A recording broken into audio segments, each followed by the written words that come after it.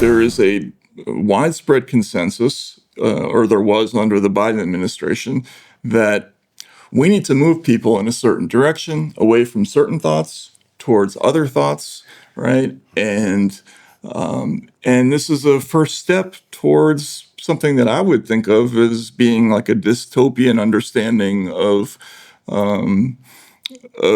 thought control, right? Like it's a complete misunderstanding of the First Amendment and American principles. In the United States, we assume that citizens are adults and that they can handle truth and information, right? This is the opposite assumption. This is, we can't let people see certain things. We need them to think a certain way, so they must not see certain materials. And it's a fundamental like turning upside down of how we do things in this country. And somewhere that happened in the middle of the 2010s maybe, and we're still trying to figure that out.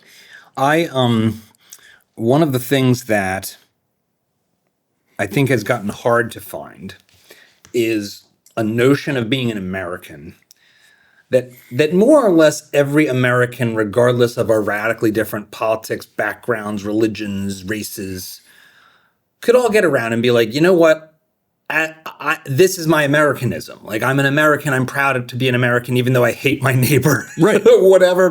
Even though they're putting up yard signs that make me angry, but we're all Americans. And it feels to me like the First Amendment, the Bill of Rights more broadly, but certainly the First Amendment, is about the most American sort of statement of shared values that we've got. It's like the country was founded and very much by people who were fleeing to be like religious weirdos in the New World. Hence, the protections for practice of religion is right there in the First Amendment. And then to have freedom from this, tyranny. But still, the funny thing is, I talked to this historian, Gordon Wood, and the way he put our lineage was that the British were sort of like radical in Europe for being pro-individual liberty. Mm-hmm. And then Americans were like this second order, even more radical version. Mm-hmm. And that is our founding moment. That is like the DNA of the country's origin was like, no, you can't tell me what to say, think, or do. Leave me alone. Let me hold my beliefs. Let me share them with others. Just keep the French or the Spanish or whoever from invading us, and otherwise leave me alone. Like, do you agree with that? How do you think about like the opportunity to make the First Amendment something that we can all get behind? Well, we did all get behind it. That's what's so fascinating about this is that something changed, right?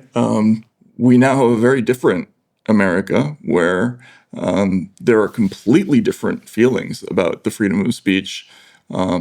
Even among people who, age-wise are in the same place as me and grew up, with the same kind of liberal politics, they no longer believe the same things about freedom of speech. It's fascinating to go back and look at movies like The American President by Rob Reiner, right? The late Rob Reiner. Yes. And then that's a very sad story. But if you go back and watch that movie, you'll see this fulminating, passionate declaration about what the freedom of speech is, how it's okay to burn the flag and all this stuff, right?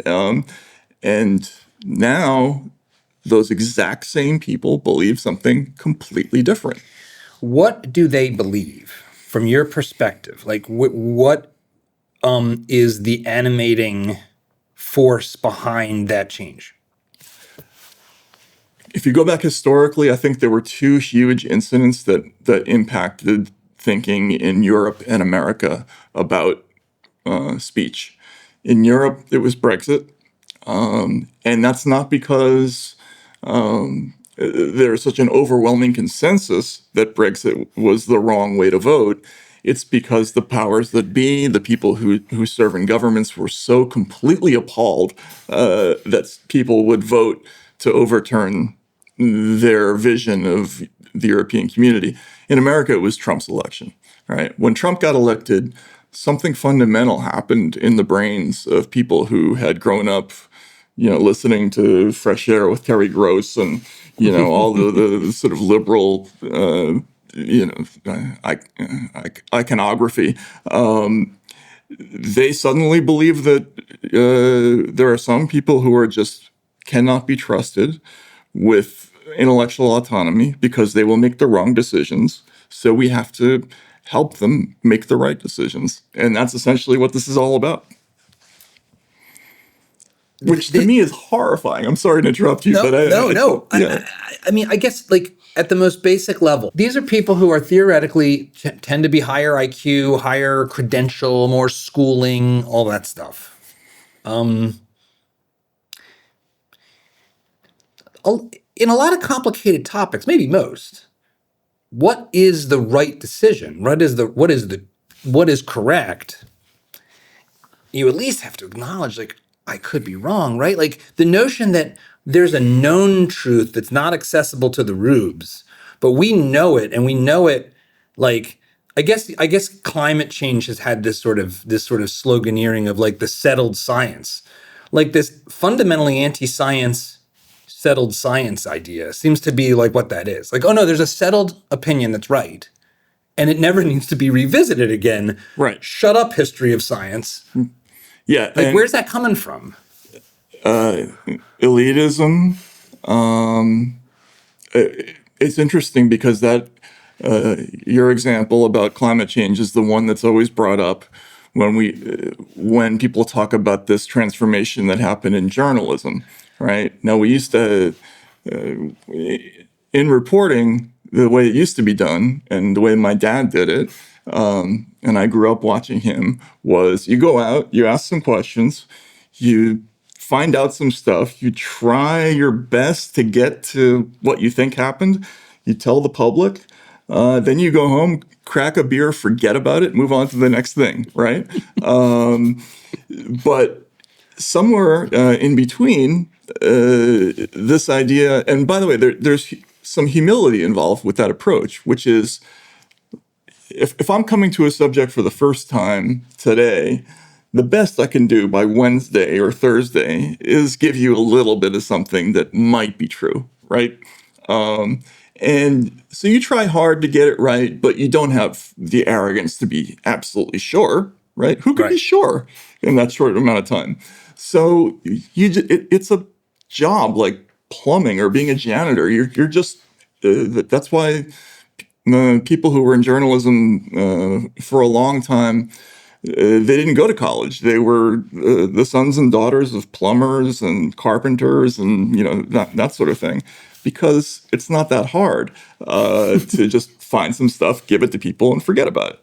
Now, what they want you to do is to assume this great ideological importance, have a feeling of certainty about what you're doing.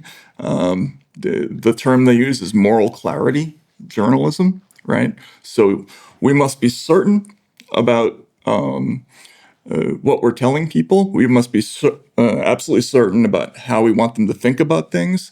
Some of the big proponents of this are reporters like Wesley Lowery, right? Who talks about how we shouldn't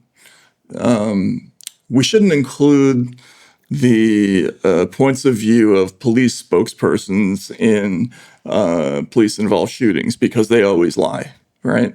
Well, they do lie a lot. I mean, I wrote a couple of books about that subject, but you have to include it, and it's part of the job. The big part of this job is you don't want to be wrong, right? So just put all this stuff out there, just take a step back and let people figure it out themselves. But they don't trust people to figure it out themselves. They want to figure it out for you, and that's why it's changed. I think there was an interview that went sort of mildly viral or whatever. I don't even know what it means to go viral anymore these days.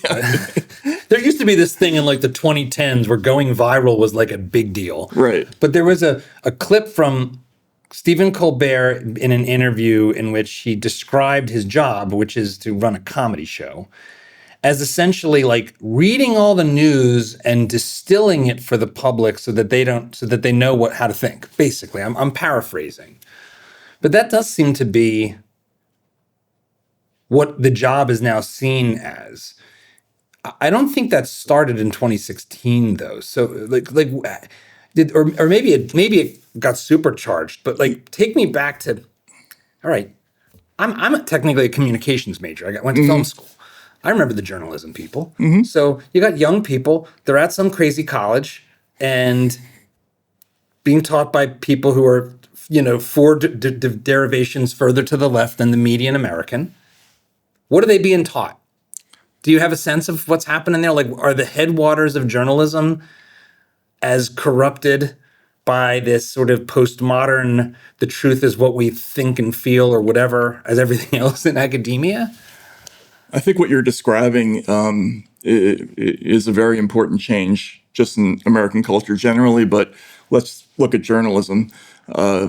In the 50s and 60s, if you polled most of the people who worked as reporters in America, they came from working class roots, right? Because it was considered an undignified profession. There was a great muckrakers and Walter Winchell once said, I'm a reporter, but don't tell my mother. She still thinks I'm a piano player in a house, right?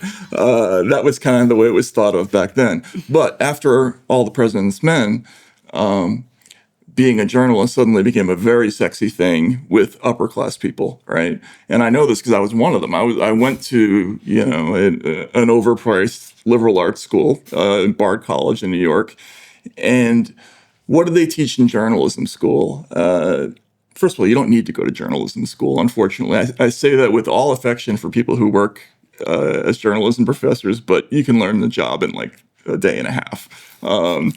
What they teach you, though, mostly in places like the Columbia Journalism School, is a series of elite assumptions, right? What kinds of sources are good sources, what kinds of sources are bad sources, how you get information, how you assess the veracity of things. Old school reporters who spent most of their time on the street or interviewing real people, they would see through most of what they're taught, what you would teach in a big journalism school. But a lot of these kids don't, right? They come out of these schools and they're packed full of silly academic ideas, and that was already bad. That was the kind of thing that was described by people like Noam Chomsky in the late 80s.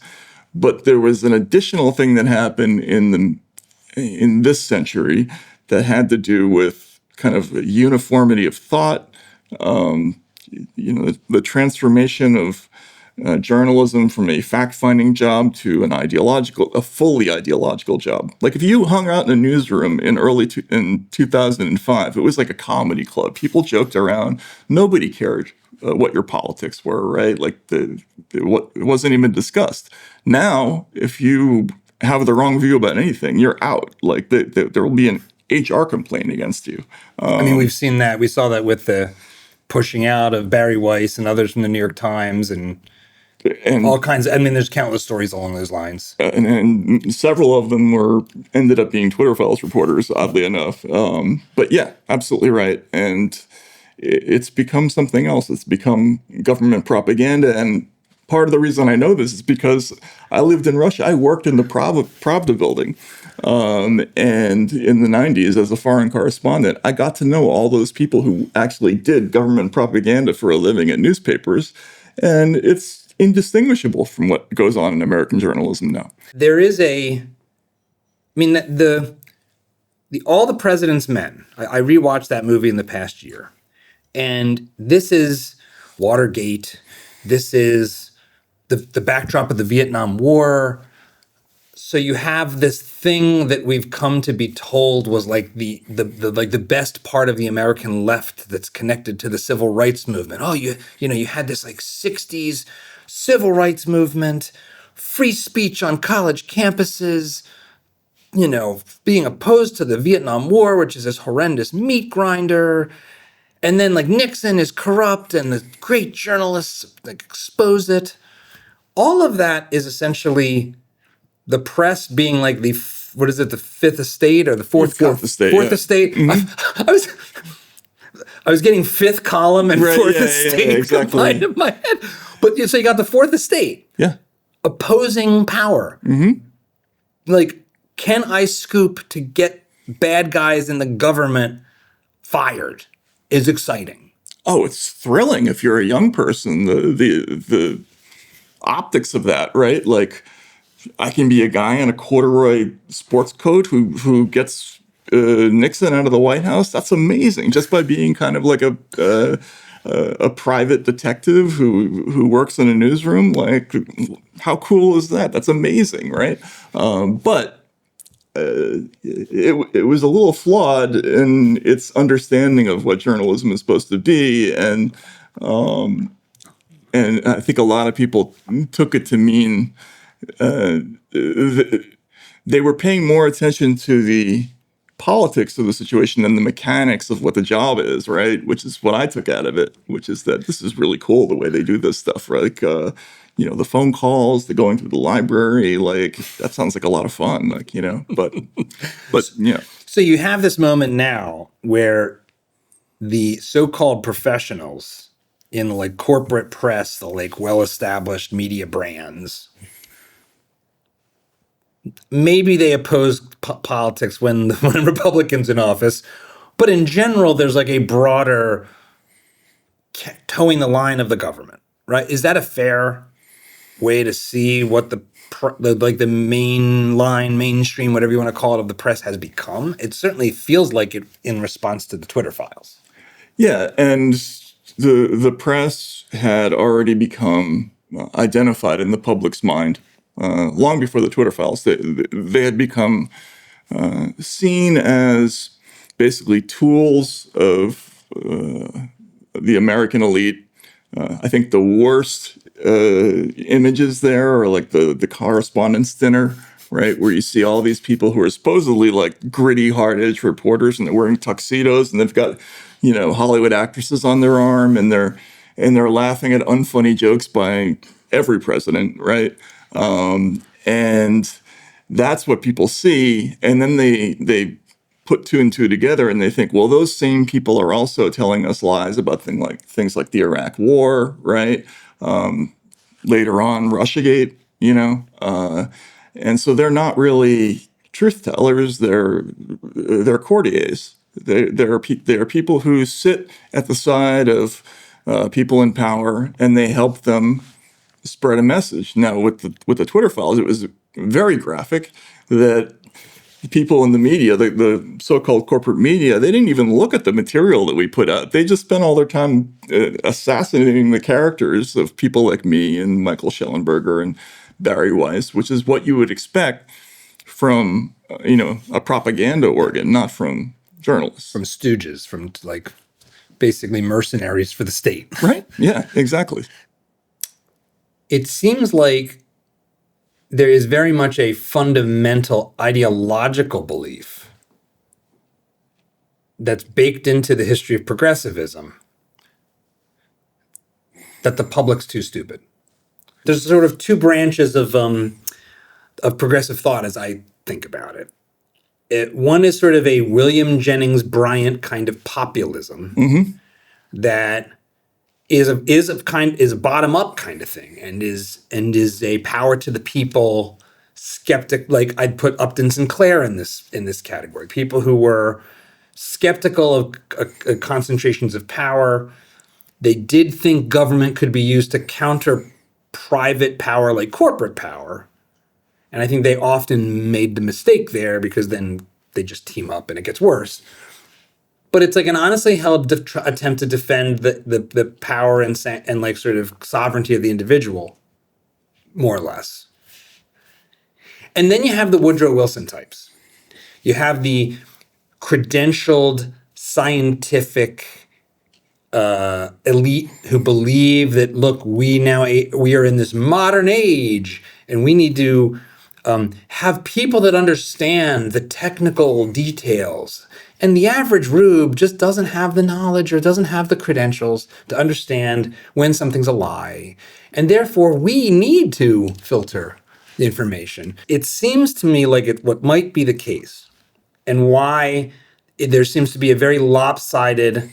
It's not balanced. It's not like bad guys on both left and right when it comes to speech. It's now the case that broadly the left is way, way worse. can that be changed? Was like the 60s like an aberration of the left because they were anti-war and stuff? Because it's like the whole of the credentialed class has bought into this idea that you can't let people just deal with things. It's sad. Again, I grew up in kind of left-leaning politics. I wouldn't say I was particularly left-leaning, but so one of my heroes growing up was Ira Glasser, who was the head of the ACLU for a long time. Yeah, Mighty Ira. Mighty Ira, right? Intimately involved with the Skokie marching Nazis case. And people forget that the whole idea behind that case was based on the civil rights movement. If we allow this little town in Illinois to deny a permit for Nazis today, right? Tomorrow, you're going to get every southern town with every, Buford, Pusser, mayor, or whatever that, you think. They're going to outlaw the NAACP. They're going to outlaw civil rights marchers. And that's not what this country is about. This country is about letting everybody talk, right? That whole view, as you say, that whole populist concept of speech has died, right? It's been replaced by this new sort of college-bred Wilsonian thing. One of the little noticed facets of both the Twitter files and this entire issue is that the people who do the checking and the reviewing of speech, they are not working class people. They're all college graduates. They're all, or even sort of graduate degree holders. So it's the rich censoring the poor for the most part. And that does not appear to be a concern of today's left. I'm shocked by that, but it's sad, but true. This fight feels more essential to our identity as Americans to me. Because whatever wars we're fighting, whatever it is that we're fighting for, that is the question. Like, what should we be fighting for as Americans? And how has this whole effort, this whole grueling thing of the Twitter files and reporting on these issues and standing on the outside of the consensus view on so many topics, where do you stand on the idea that we could have some shared values? Because that's the hardest part when I hear about what's happened with such a large percentage of very important, influential people that are all in a groupthink. And I've got my own groupthink. I'm just as guilty of that. We all are. I mean, I don't remember that you particularly ascribed to groupthink, but we all, we have our teams, we have our people that we're more comfortable with, our ways of thinking that make us more comfortable. Do you think there's a path to some kind of shared vision of being American? I hope so. I mean, I think one of the things that I had to do as part of this story that was so unusual was that I had to go back and read lots about American history, but also like primary documents about American attitudes towards speech. I needed to understand where all this fit in and whether it was far out of bounds or just a little or whatever. And in the process of doing that, I found myself feeling like intensely proud to have come from this culture, which is not something that was normal for me. Like, I'm not a flag-waving type generally, but these ideas are beautiful ideas. They're hopeful. They're in a way like sort of spiritually important. People like Madison and Jefferson, they had tremendous faith in the creativity of the human spirit, the ability of people to behave kindly towards each other and to take in difficult information and to get through crises and to do all these things, to have the foresight to see all this, so long ago, and to see that little tiny things like, Madison, for instance, had the opportunity to use the term toleration of religion in the Virginia Declaration of Rights, and had the foresight to use the term freedom of religion. And that was a big difference, because toleration means it's conferred by the government, right? Freedom means that it inherently is. We are free people, right? We have free thoughts. We have free beliefs. It was an incredibly profound thing that these guys hit on, and it would be tragic if we lost it because of stupid partisan arguments that we're having right now. So I hope that people come back to appreciating some of these ideas, because when you look at them up close, if you dust it off a little bit and take a look, it's really inspiring. If you like this clip, you should check out the full video and all the other great content we've got at Dad Saves America. So be sure to hit the like button, subscribe, and ring that bell so you won't miss our new stuff as it drops each week.